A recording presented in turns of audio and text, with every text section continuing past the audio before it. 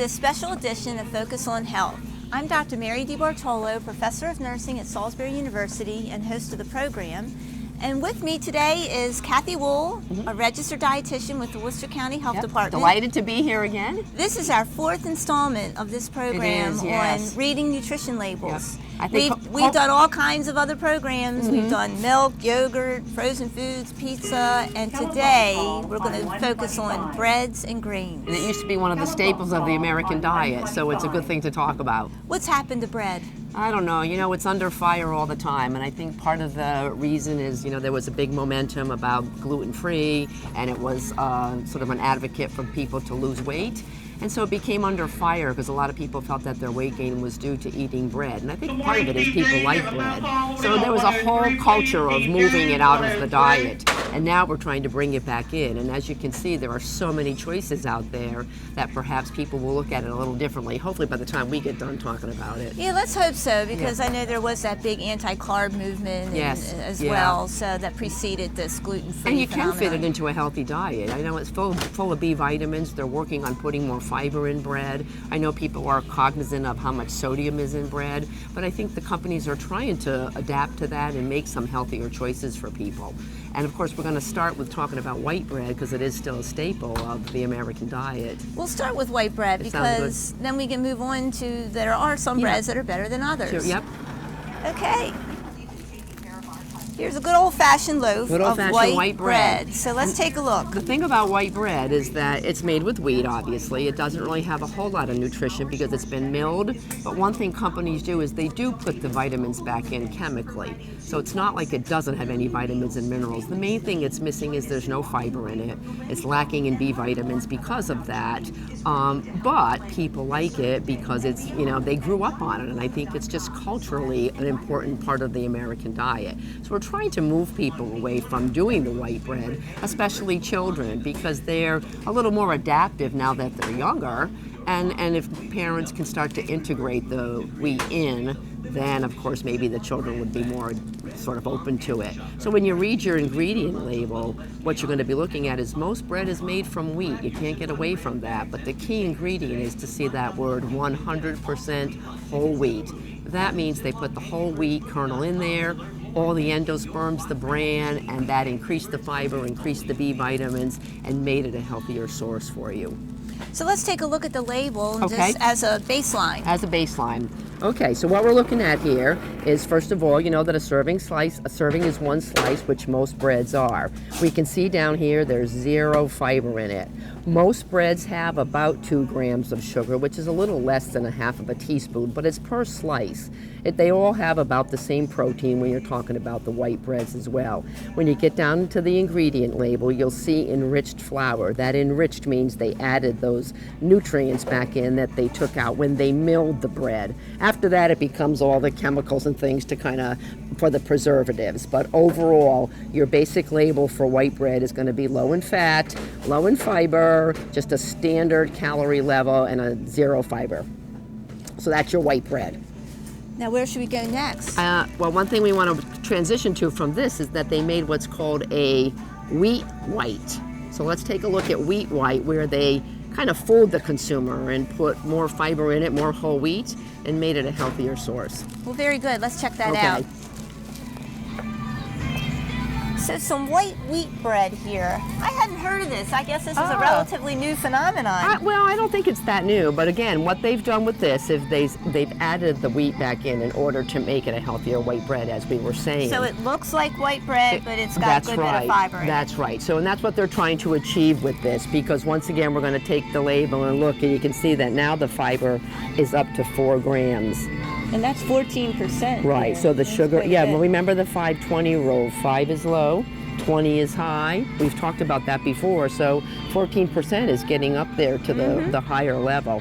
And nothing else has really changed on it. Still low fat, You know, still the same amount of sugar in it, but And more protein, though. and more 6 protein grams of because they protein. add the whole grain in there, which is going to add a little more So protein. is this something more to appeal to kids, mothers who want Yes, their kids to yes, get fiber without yes, looking like they're yes, eating fiber? Yes, absolutely. A healthier bread overall, but has the visual appearance of being the one that they're used to, so they're more apt to eat this bread and throw it out when they're making a sandwich. Yeah. Right. So, you know, it's not new, but it's something that people can consider if they're not ready to jump and leap into the darker breads that we're going to go look at now, the ones that are definitely 100% whole wheat, and they have a different color and a different flavor. So let's move to those and take a look at them. Sure.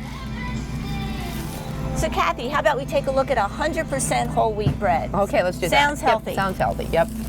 Okay, so the key when we're looking at 100% whole wheat, this is the key words for people to really look at, to know that it is the, I want to say, the highest in natural fiber. Some breads do add extra, but this is what the consumer should look up for on the label to be assured they have used the entire wheat kernel. Everything is in here, and it is now the healthiest source of bread.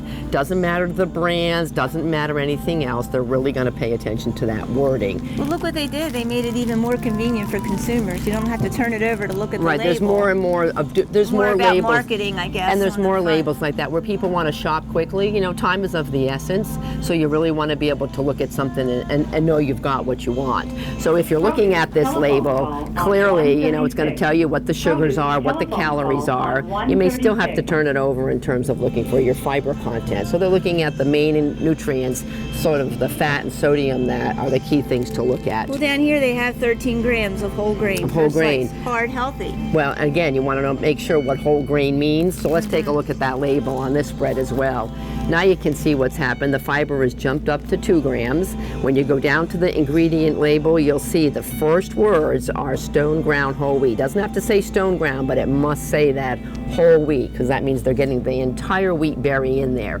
Sugars haven't changed. They're still fairly low, and you're going to move from that no fat in it. One of the key things people should really look for in bread, though, is sodium. It's one of the major sources and contributors of sodium in our diet. People don't realize that. And as we talked earlier about people eating less of it because of the sort of the carbohydrate craze, sodium is important for some people where they're trying to control high blood pressure depending on how much bread they're eating. But, you know, the rule is, let's not overeat anything. So even though this is a contributor of sodium, if you're having a sandwich or toast in the morning, it really does fit in quite nicely with any kind of a meal plan. And this one has 4 grams of protein compared to the white other bread ones. that had 2. Right, because when you put that whole wheat in, the whole grain, you're adding the protein part of it as well. On 103. We're going to take a look at the 100% whole grain, Mary, because what this is, again, compared to the whole grain means the same thing, that they have put the whole grain in, making it a healthier bread as well. So you'll see the words 100% whole grain. Now, what you want to be sure to do as a consumer is to still turn this over and glance at that label to be sure, because your fiber is, again, about the same as it was. It still has the 2 grams in it because it did use the whole grain. When you get down to the ingredient label, you see that word whole wheat. That means they use the whole grain. I think this is more of a marketing tool, to whether you say 100% whole wheat, whole grain. Key word is the word whole, which means they didn't process the flour and take all the vitamins and minerals out and then have to add them back in chemically. So again, another way to look at bread. And this looks like it has some other interesting things in it as well. Sunflower seed, amaranth. Some of the older grains that you're starting to see a little more visible, but a lot of times too, sometimes what they're doing with bread now is they're actually adding in some modified starches to increase the fiber, but it's not really been medically proven that it does help in terms of health or in terms of fiber. So, the consumer has to be savvy, but a lot of the words on a label are still very confusing for the consumer. So I think the key message here is to use the 5-20 rule for fiber, for sodium, for fat. Look to see that it's made from a whole wheat or a whole grain product, and that's how you can decide which bread you're going to choose for your daily choice in your diet. Very good. Yep. How about we take a look at this product? double fiber wheat. So which means the company is saying, hey, we added more fiber than ever to make our bread more appealing. Because when you look at things like honey wheat, honey oat, these are just flavor enhancers. The word honey is nothing more than a sweetener, but people associate it with being more healthy because it's natural. But in terms of looking at your label and making sure, it's probably no different than looking at any other bread. But when they claim double fiber, it means they better have put more in there to make it double. Let's see if they did. Let's see, let's check that label out. So it should be 4 grams, which indeed it is. And you can see that again, if we look at the label clearly, it says whole wheat flour, and it does have the double fiber as we mentioned earlier. So again, a company that wants to be selling a higher fiber bread, market it better, they're going to write double fiber on it. Because they do mention it on here too, right, on the front. It's going to be marketing. So another good choice for people. So, we're back to saying what happened to the bread world. They are making breads healthier, and we can certainly, if you spend a little bit of time in the bread aisle and look at the labels, you could find one that actually does work quite well into your daily plan without doing anything in excess. You're not going to gain a lot of weight because you eat 2 slices of bread for a sandwich one day or with a meal. So we really want to get people back into the world of choosing bread healthfully and then looking at how much they're eating in a day, just like everything else they eat, is to think about that. Well, before we move down to the grainier looking breads, how about we check out an Eastern Shore favorite, potato bread. Potato bread, oh yeah, lots of people. Tell us about that. Potato bread is just another white flour, and in fact, one thing you'll think, people, have said to me, well, they must use a lot of potatoes in this, and potatoes have a lot of B vitamins and things like that, but clearly when you look at the label on a potato bread, the potato word is maybe 10th or 11th on the list. So there's not much potato in potato bread, and it is really just a white bread. Let me take you over to the label and make sure we're sort of showing people again. Not much in here, difference, again, hardly any fiber. Sugar's about the same about a protein. So it's a favorite, but it's right up there with white bread. So not much more nutrition in it.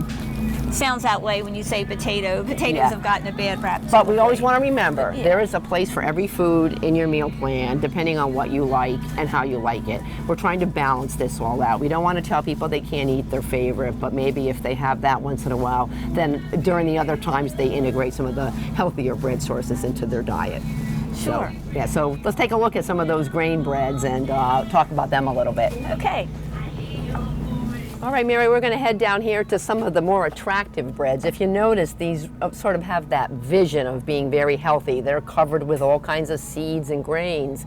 Sometimes when they decorate the tops of breads with seeds and grains, what they end up doing is increasing the fat because those seeds do have extra fat in them. It doesn't necessarily mean that they're not good for you, but you don't want to just go on visual appearance. You can never overlook the importance of picking up that label and reading, because if they take a bread and they put grains all over the top of it, the first thing the consumer thinks is this has to be good for me because look at all those grains. But there are breads out there that just because they have the grains on the outside, they still are not made with that 100% whole wheat. Some of them are. So again, just sort of clinches the concept that label reading is really important for people to do. And I know that label reading gets burdensome, but if you like this bread, it meets your needs, it does have the nutrition quality you want. Every time you shop, you can buy that particular type of bread. So we're going to just turn this over, find that label again, and just take a peek here at what we have. So again, this is a little more calories, but not that much when we're talking about it. Our fiber is about the same, sugars are about the same, protein is about the same. And so it's like 4 grams of protein, 3 grams of sugar, because others were like 2 grams. 2, yep, not enough to be probably inconsequential. 2 grams. 2 grams, so still up to that 16% that we talked about with the 5-20 rule. And again, first ingredient, that whole wheat flour again. So you're looking at one of these whole grain breads that clearly, even though it has the decoration, it still meets the criteria for being a healthier bread source. I imagine this is pretty good too. That's right, 100% whole wheat. because we've talked about the 100% whole wheat. And as we move down and look at things, we want to be cautious to telling people that just because it says 12 grain doesn't necessarily mean that's inside the bread and it's part of the composition of the bread. It could be 12 grains are all on the outside. But we talked about earlier how they're putting things on the front of it. Clearly, this is made with 12 grains, and it is a big source of fiber, 7 grams in this. So it's a clear indication for some of the marketing and some of the breads that if they label them, if they do something with them, they put it in the front, we know that it's going to meet the criteria for a good, healthy bread. And you probably don't even have to read your label on this one because it's clearly across all the on front. the outside, Makes it yeah. easy for the consumer. Yes, absolutely. Now, Kathy, I have to show you this one that we found. 21 whole 21 grains whole and grains. seeds. So look at this. This is only 5 grams of fiber where our other one had 7. So again, they do have all the whole grains in this. I'm sure, you know, it's organic, which again, that's a clinching Does that bargaining matter with tool. bread that it's organic? Well, if you are trying to stick with organic foods and that's your criteria for your food sources, and I think we've talked about organic before, that the problem with organic is there's no one to really make sure that the farm that this was brought from is truly organic. We don't have that kind of thing in this country where we make sure they meet the criteria. Doesn't mean they're not, but it doesn't mean that they are either. So this could be a good source, but I'm curious, knowing that this is a specialty bread, it's got a lot of things, it looks very attractive. What's the cost of this bread? I believe it said $6. $6. $5.99. $5.99. So once again, for the consumer, they really need to look at the value, the cost of eating better. You don't want, in this day and age, we're really looking at eating healthy on a budget. People do have a tight income at times. $6 for a loaf of bread, if you have a family with 2 or 3 children, probably isn't going to go very far. And since there are a lot of other alternatives for healthy bread, choose one of them so that you can still have this unlimited resources to buy your other foods. Great idea, but again, costly. Do you think the word organic is upping the price? I do. Most of these Yes. others are like $4 Yes, or yes. so. I think organic is, and the fact that it does have a lot more nutrition in it, so you're going to have to pay for that as well. Yeah. Exactly. So, but an idea. And I think something to really talk about is, let's talk about bagels. I know that, you know, a lot of people do like bagels in the morning. People seem to be eating more of them. Are you a bagel eater? No, I'm not. Yeah. Well, I do. I've read about them, You've so read- I don't eat them anymore. You don't eat them No, anymore. I prefer to eat the It's hard healthier to grain find bread. a good healthy bagel. And the other thing that's happened over time is they have really grown in size. The average bagel probably 15 years ago was about the size of an English muffin, and now they're equivalent to 6 slices of bread or more. And so people don't understand that not only are they really getting all these calories, all these simple carbohydrates in their diet. If you have a chronic disease like diabetes, the grams of carbohydrate in a bagel are going to be significant in terms of raising your blood sugar. And then if you're putting cream cheese or butter all over it, the nutrition value of a bagel is becoming almost a nightmare. Now, if you find a whole wheat bagel, great, but an everything bagel just has the things on the top. It's still a white bagel on the inside. So, and I think we can take a look at some of the packages of bagels that are here. So here we have the infamous bagel, and you can just see the size of this bagel. It is really a huge amount to be eating.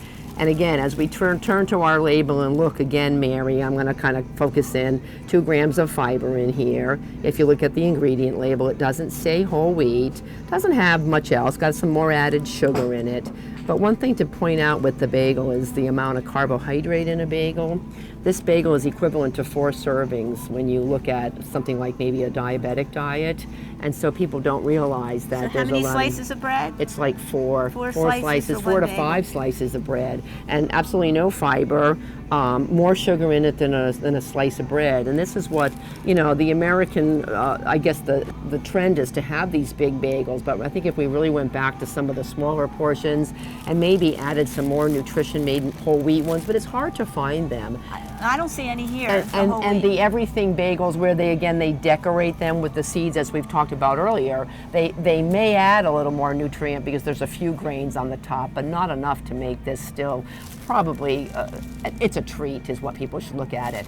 So not something you should have every day. Probably just no, a treat probably once not. a week or... Yeah, and you know, then when people top it with all the butter and cream cheese, now you're almost looking at a dietary nightmare for some people when they're trying to control either their weight or their diabetes, their blood sugar, or even high blood pressure. You know, it's really difficult for people. And I think the trend is that our portion sizes have gotten bigger, but I think our breads clearly have stayed more in the realm of the same sort of like an 80 to 100 calories per slice. So the bagel's a tough one to integrate into the daily diet.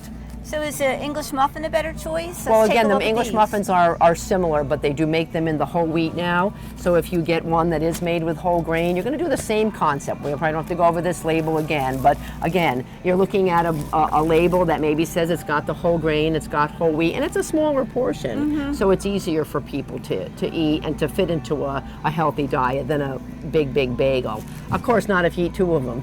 If you eat two of them, you're probably right back in the realm of the Exactly. bagel. So either way, that works. And what about this option? We see these a lot, these thins. Yeah, the new sandwich thins. What's nice about these is they keep the calories at 100 for most of them. There are a lot of whole wheat choices out there. It's an easy way to make a sandwich, to make toast, to put your hummus on, whatever your choices are. So it's a more reasonable portion size and made with the whole wheat. So again, you're going to have that fiber, you're going to have less sugar, less sodium, meets the needs of a healthier plan for a carbohydrate choice. Yeah. So definitely we're looking for 100% whole wheat. Definitely 100% whole wheat. We're looking for as low sodium as we can possibly do. Most of our breads and things are low in fat, and then we're just going to make sure that the idea about the portion size is still around that 100 calories per slice, not much more, and cost. And most of them seem to have 2 grams of sugar. Yeah, Is that about the right? And if we remember, we talked once about if you divide that number by 4 to get the number of teaspoons of added sugar. That's how you figure out how much sugar has been added to that. So you can see that it's not, it's some, but it's not as much as some of our other foods that we do eat in our daily choices. So bread is not an evil food.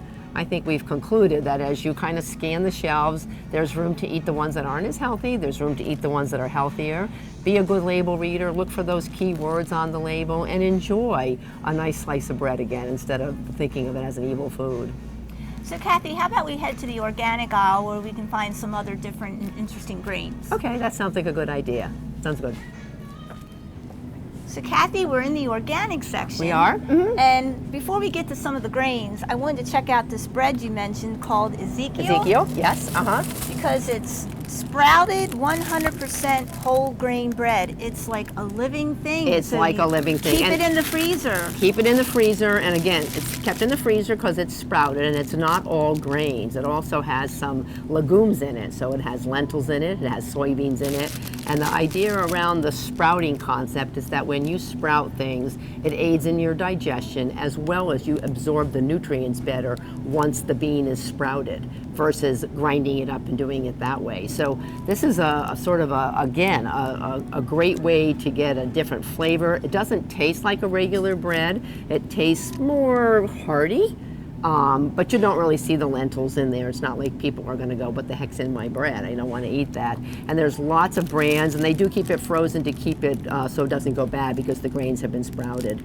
Well, this actually mentions described in the Holy Scripture. Because Yeah, it's in old. millet, spelt, wheat, barley, lentils. And that millet, spelt, those are those old ancient grains we're going to do some talking about in a little bit. And you know, that's how this bread was made way back when. So it's a nice alternative for people. But Shall again, we take a look at the label? we can look at that label and see what's there. Let me turn it over and find it.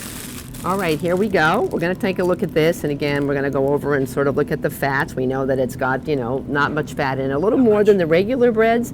It's got half a gram. That's because of the sprouted grains and some of the whole grains in there. They do contribute some of that fat. Again, our sodium is low in this. It's only down to 75 milligrams. And then we're going to look at the fiber is 3 grams, which is up to the 11%, and protein is 4. So similar to bread that we were looking at, but because it's the sprouted grain, we want to think of it a little differently than some of the other breads that we looked at earlier. So not quite as much fiber, but it's more easily digestible. Is that the advantage of it? Yes, and again, it's going to have a whole different flavor because of the sprouted grains in there, and you're going to get the lentils, and it's surprising it doesn't have more protein because things like lentils and soybeans are good sources of protein. But again, they're keeping the calories low. It's only 80 calories in a slice, and there are probably other brands where you get more protein depending on the size of the serving size and the size of the slice. And you have to keep it in the freezer. And you have to all keep it in the times. freezer, yes. Take it out before you're going to make your whatever you're going to eat with it and go from there. So, Very good. Yeah. So So Kathy, here we are in the organic section of Giant, and there's a wide variety of what we're now calling ancient grains. Ancient grains. I know we talk about it as the new ancient grains because they've been around a long time, but they've suddenly risen to the surface. And you can kind of see an array of them here. We have bulgur, wheat berries, farro, buckwheat, spelt. And these are really up and coming things for people to use, and to especially people that are looking for more gluten-free products. Now, I will admit, as a dietitian, I am new at reading all of these because they're kind of just come around. So when people ask me about a specific one, especially if they're doing it for a certain dietary need, you want to make sure when you're telling people things are gluten-free. But a lot of these grains now can be used in the place of rice. You can cook them up and put them in a vegetable dish with beans. You can go all vegetarian. You can add them to salads, and they're easy to cook, and they're really much more plentiful than they have been in a long time. And for people that are on gluten-free diets, cooking with things that are now gluten-free like spelt and like the buckwheat flour, it makes these things a little bit easier for people. Now, I'm not saying these are easy to cook with either. You know, you've got to make your own breads and rolls and things like that if you're on a gluten-free diet. But that's basically people with celiac disease. With celiac disease, right. Remember, the trend for being gluten-free in our country has been more about weight loss, because I think we had a superstar that decided to go gluten-free and lost weight. So then a lot of people got on that bandwagon for that. But the real idea behind being gluten-free is for people that actually have an intolerance to the wheat protein and they can't tolerate it. So they're the ones that really need the gluten-free products more than for weight loss. I haven't seen a lot of people successfully losing weight just because they give up the gluten. So, yeah. Now, one thing to remember too is that, you know, we were talking earlier about people on a gluten-free diet, whether or not there's enough people that need those products for how many are out there being sold. They're not cheap. You know, the gluten-free market is really huge. People are looking for it all the time, and I think that the people that really need it are maybe lucky that it's trendy because there's more things available for people that definitely do have a celiac problem, but the other folks are the ones that are driving the market to having more gluten-free products available.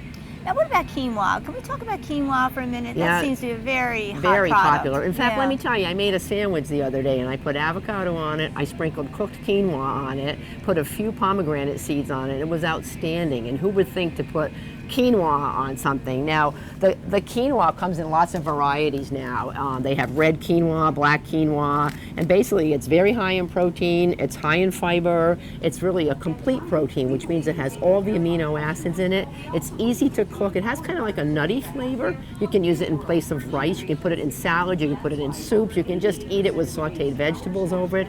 As you can tell, I know a lot about it because I eat a lot. You must eat a lot of it. Can we take a look at the label? We can, and again, there's a lot of things on when you're looking at labels on some of these foods that we want to go back and kind of pay attention to. It's a low-fat product, and again, only 2.5 grams. And let's go back and talk about that 5-20 rule. So you can see that the fat content is only 4%, which is obviously good. No saturated fat in it, no salt in it, 0 milligrams. And again, fiber is up to 4 grams. Sugars, hardly any sugars, and 5 grams, just a little bit less than an egg. Well, a lot of these grains do have a significant source of protein, and they're complete protein, so they're a good alternative for vegetarians or just to use less meat and add the protein in with a grain and make a nice casserole. That's just the grain, less meat, and you've got a complete protein in there. So it's really nice and upcoming that people are using these grains. There's lots of recipes out there. So if you've tried it and you're not keen on it, try something else. And it's always good to add them to soups and stews. That's a great way to kind of use the grains. So being creative with cooking. Being creative will make you keen on quinoa. Is that what you're trying to say? I think so, yes. I don't need that on because I do love it. And I have had it in cold salads. I've had it on just with sauteed vegetables. And again, being back in that kitchen and being creative and trying to make foods healthier is the way. But you know, you're going to see these things in restaurants. They're going to be up and coming for that too, because more people are looking for them and they want them on the menu, and people are willing to work the the recipes, the menus to really incorporate these in there. Are people getting away from white rice and those kind of things more so Well, than quinoa, are you finding? yes and no. I think maybe the younger generations are, and I know that, and they're quick cooking. That's the other thing. It's not the 45, 50-minute waiting for rice. Yeah, brown rice takes a while. Yeah, and wild rice as well, even though they make instant rices now. So I think with the ease of cooking, and you can cook a small amount, that people are just, gung-ho for it. So, yeah, I think you'll see more of it as we go on. So, yeah. And what exactly is amaranth? I've seen that around. That's one of the oldest grains. It's very, very ancient, and I know that it is high in a lot of different vitamins, high in fiber, high in protein. You don't see it as much anymore. I have seen it on labels where it's added to other foods, but I haven't seen it just sold in a bag. It is gluten-free, so again, but hard to find. Maybe in a natural food store you might find it for people that are looking for it, but maybe we'll see that soon enough. You don't know. And it'd be nice to see some of these transition out of the organic section where they are a little more expensive to, just the general grocery stores. And maybe in time you will see that. So. Well, how about we wrap up with a few key points you'd like to stress from our visit here to breads and grains? Okay. Well, first of all, I think it's really important to let people know that we don't have to eliminate breads from our diet, that there are some healthy choices. I think we really need to focus on how much fiber and what's added to them, how much salt is in bread. Like most foods, I certainly believe that most foods we like to eat, we should be able to fit, as long as we look at the big puzzle and make sure we're having all the nutrients, all the food groups, and we fit it together so that there is room for carbohydrate in our diet. I don't think it's evil. I don't think we should eliminate it completely. I think with our grains, there's a good way to now try new things, incorporate new things. People are looking for new foods all the time. They're tired of the same old, and we're encouraging people to get away from processed foods. This is a great alternative to processed foods because these grains some of them are grasses, some are related to the rhubarb plant. They're just very interesting. So I would encourage people to read about them. And it's nice that they're in small bags. You don't have to buy a large quantity in case you don't like it. And they're flavorful, aren't they? And they're flavorful. So reading labels is still very important for people to be sure that what they're looking for, what they're purchasing, is what they're getting. And I think you can't drive that point home enough. Well, I like the one point you've made in previous shows when we've been here is that once you find the product and know it's good from reading the label, then you know what to purchase. That's right. So it shouldn't take a lot of time. Grocery shopping can be quick. It doesn't have to be as time consuming as we once thought it was, because you don't have to read every time. Now when you see something new, you got to spend some time with it, but that's okay, I think, for consumers. Yeah. And then of course from a marketing standpoint, a lot of companies are putting the info right on the front on of the the front package, of it, right. So that helps. And it's interesting you say that. Even restaurants are starting to do that. That's by next year, that's going to be a rule. When you have X number of stores or restaurants around, the labeling has to be very evident for people to see on a dime. So labeling is not going away anytime soon. But it's all good that we it's eat all better, good. Yeah. eat healthy. To eat healthy, yes. Well, thanks so much for Oh, being you're on the most program welcome. and coming back here again to Giant. And we want to thank Giant Yep. for their hospitality and having us come and do these programs. Well, we always have a good time. We learn a lot too, and thanks for having me. It was really interesting. And thank you for joining us here on Focus on Health on PAC 14.